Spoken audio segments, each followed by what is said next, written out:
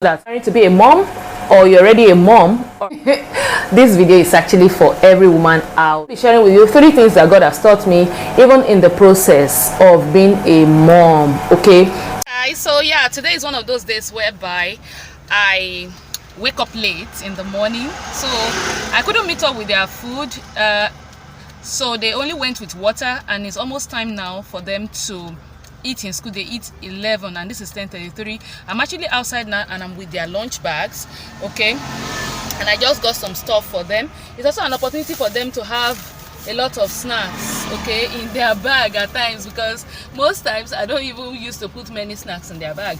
All right guys, so yeah, I'm on my way. I'm rushing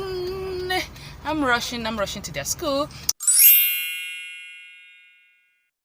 so the next point here is God taught me how to pray. Like, I began to pray more for strength.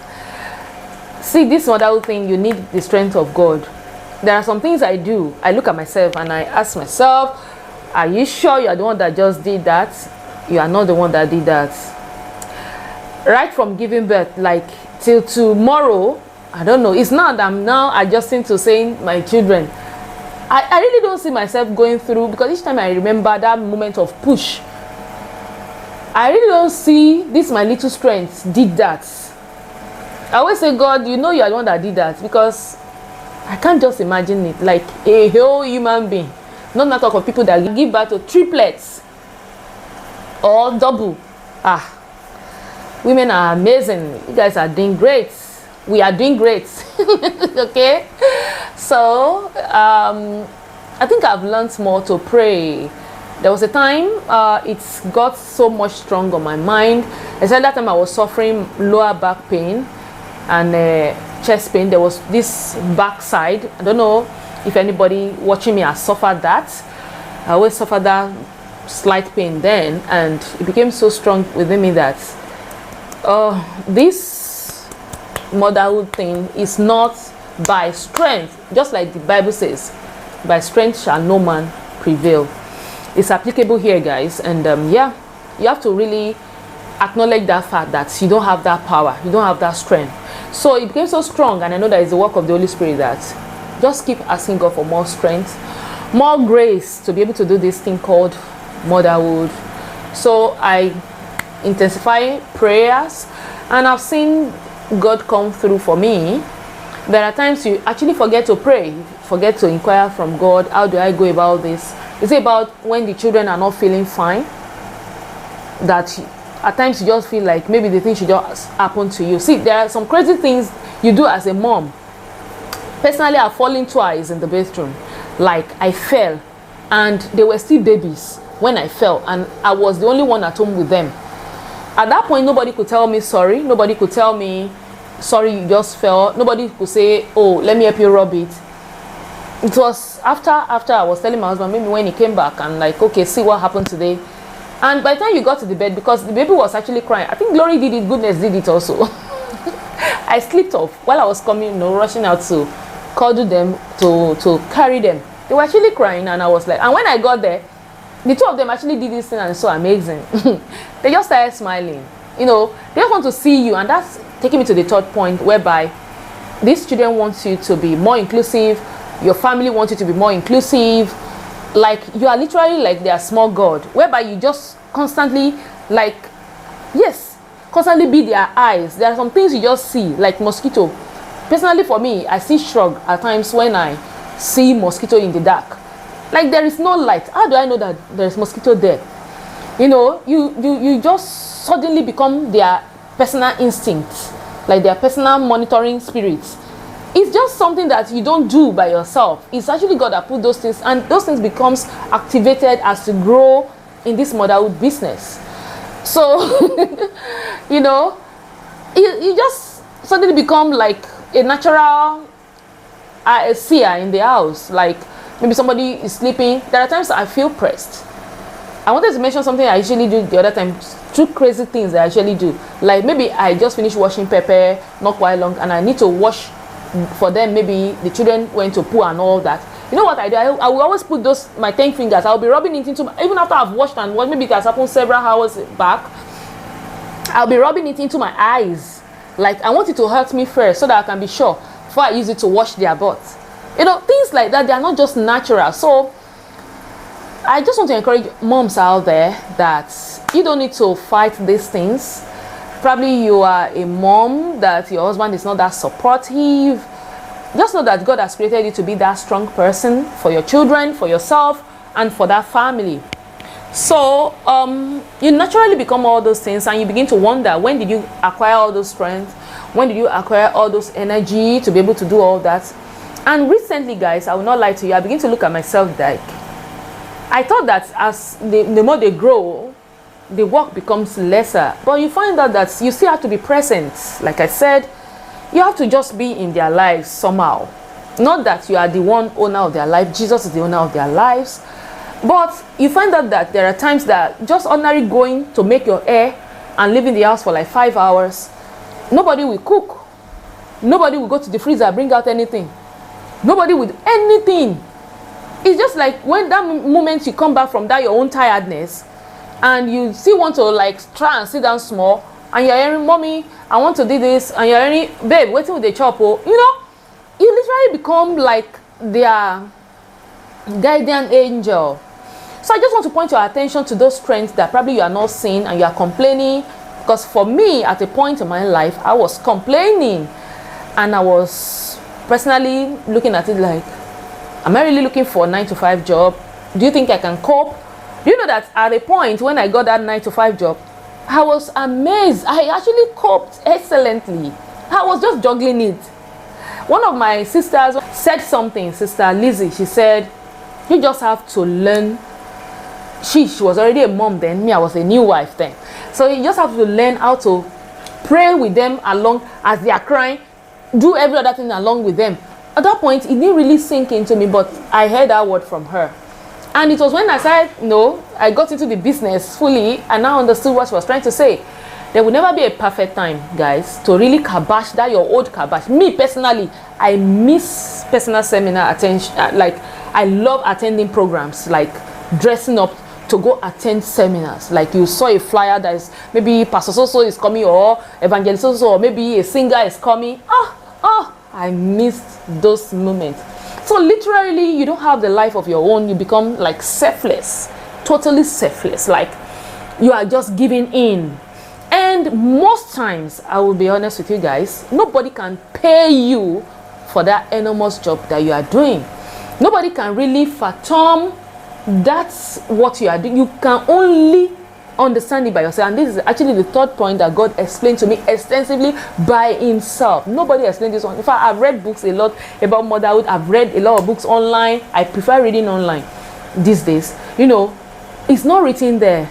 Like, I now have that stuff in my brain now that they can't understand. Just try. So with that, I've been able to overcome most times that I needed to get angry, that probably I felt that maybe I'm lost, I'm not being taken care of like other persons, like I want to attend to other things. No, like this YouTube work now is a job on its own, and I want to do it. But lately, God began to let me understand that prioritize things and family first. Okay, so, and I saw that the YouTube was actually lacking. That is the truth. Was actually lagging behind. It was not like how it used to be like 5-6 months ago that you have your content almost every day. But because, you know, we are learning in this business, and I've seen God come through for me. I've seen that it's not only in the lengthy videos. I see that it's more of being obedient to God. Even if it is 2 or 3 videos, they even give me the views I needed to have, even over the spreading of the 30 videos. I think that message is for me. If you grab it, fine. Okay, so let me just move on. So you literally become everything to your family. And at that point, I've seen majority of women come online, you know, people open up to each other, complaining that, if I had known that this thing is like this, you know. But I wanted to look, jive above all that, let me put it that way, and look into the joy that you get, the companionship, the friendship, the laughing moment, the togetherness, the bond. The little questions, that one is the one I love most about the children. Like, they ask you questions that look so naughty, but very, very important. Like, mommy, why do mosquito suck blood? You know, the first time goodness will ask me this question, I was like, that's how God created them, to suck blood. So she went for that. You know, they won't stop. She went for that. She was like, so why are human being not created to suck blood and mosquito is the one created to suck blood? I'm like, God created us in no image.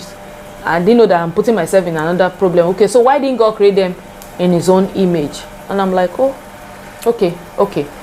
There are times you don't have that answer to those questions. I just tell her, I will answer you later, remind me.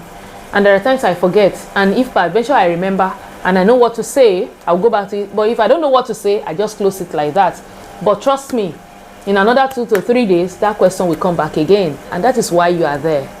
So God began to teach me all those things, how to blend in, how to cope. And I see that those things, those moments of blending in, time of coping, it is the job itself, being present, and you understanding, having that understanding that you have to be there for them. You can only be there for them with the help of God. You can't do that by yourself. So that's just the essence of this video. And yeah, in subsequent ones, I'm going to be showing you some things that personally I am struggling with, I still struggle with, and there are so many that I've overcome by the grace of God. This is the 12th year, and yes, to the glory of God, God has been awesome. I don't know if this video makes any sense to you in any way. This is how it came to me raw, and I'm delivering it raw to you. I pray that God is going to interpret it more. If you see yourself in my shoes, don't worry. Me, I'm happy. I'm so fulfilled by prioritizing. That one alone will give you peace of mind that you can never get anywhere. Like me, I usually have to-do list of about 25 things per day. So basically, this is how my itinerary used to be, day by day. So I write out my to-do list, and as you can see, this is my to-do list for today. Though as at the time I'm filming, I've done some.